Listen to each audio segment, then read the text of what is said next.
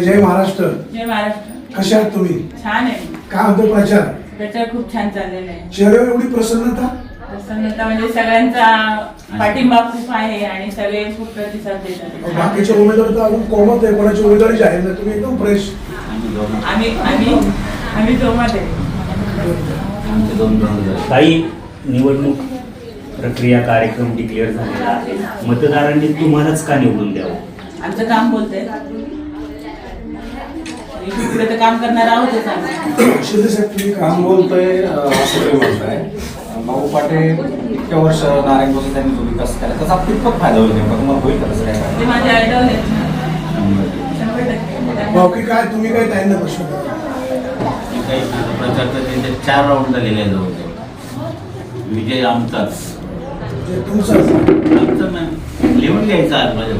कोल्हे साहेब तुमचा कोणाला पाठिंबा? पाठिंबा पाटील साहेबांनाच आहे. मतदारसंघामध्ये जे कळीचे मुद्दे अतिक्रमण असेल, सीसीटीव्ही कॅमेरे असतील, हे ते निवडून आल्यानंतर करतील अशा अपेक्षा त्यांच्याकडे मी बाळगतो. काय वरवाडी करू? तरी खरं तर प्राथमिक शिक्षण आणि आरोग्य हे 2 अतिशय महत्त्वाचे मुद्दे असतात जिल्हा परिषदेच्या निवडणुकीत. तुम्ही कसं पाहता या प्रश्नाकडे? नाही ते म्हणजे झाले पाहिजे. ते काही काही प्रॉब्लेम असतील ते सॉल्व्ह झाले पाहिजे आणि ते पुढे मी करण्याचा प्रयत्न करते. केंद्रात आणि राज्यात तुमची सत्ता आहे, जिल्हा परिषद येईल असं वाटते का?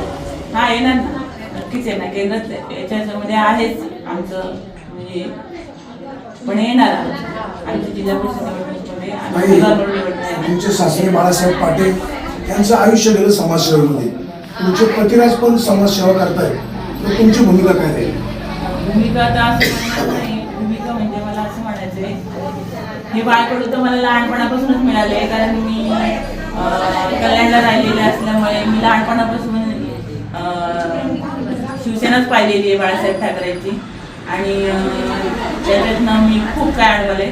आणि 2013 साली माझं 2003ला माझं लग्न झालं आणि 2007ला पूर आला होता कल्याणला. तेव्हा म्हणजे आता माझे मिस्टर आहेत म्हणून मी म्हणत नाहीये, पण त्यावेळेस पूर आला होता. तर त्यावेळेस अर्ध्या रात्रीला 11:30 वाजता 12च्या दरम्यान अर्ध्या भिंतीपर्यंत म्हणजे अर्ध्या घरात पाणी होतं माझ्या आई वडिलांच्या घरात. तर त्यावेळेस एका त्यावेळेस सुद्धा शिवसैनिकच म्हणून शिवसैनिकांनी माझ्या आई वडिलांना त्यातनं बाहेर काढलेलं आहे.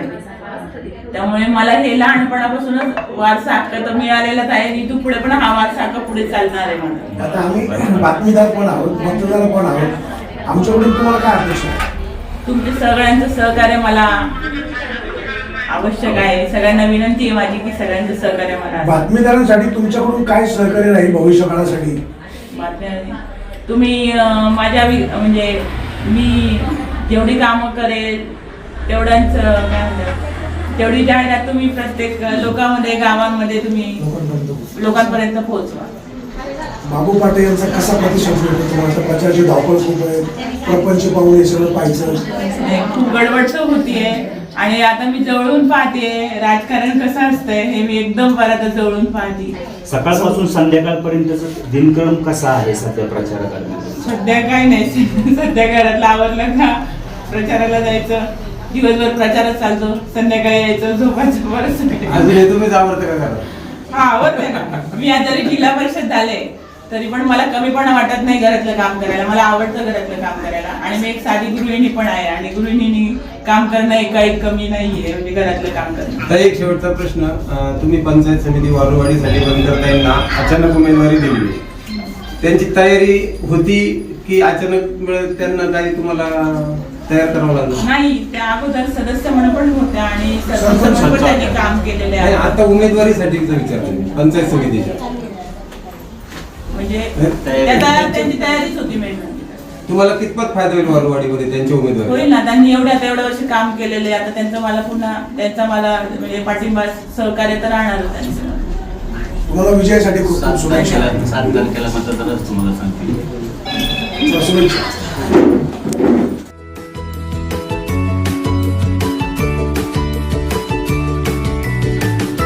बातम्या शेतीच्या, बातम्या मातीच्या, बातम्या अन्यायाच्या, गुन्हेगारीच्या,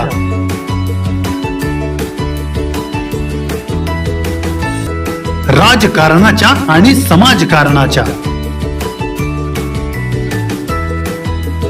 शोषणाविरुद्ध बुलंद आवाज, जनसामान्यांच्या हुंकाराची गाज.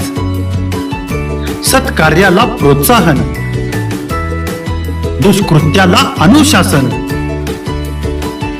निर्भीड, निस्पृह, सडेतोड, बेधडक आणि रोखटोक म्हणजेच विघ्नहर टाइम्स. शोध बातमीचा, ध्यास सत्याचा. आपलं चॅनल, आपली बातमी. सबस्क्राईब तर कराच, पण बेल आयकॉनवर क्लिक करायलाही विसरू नका.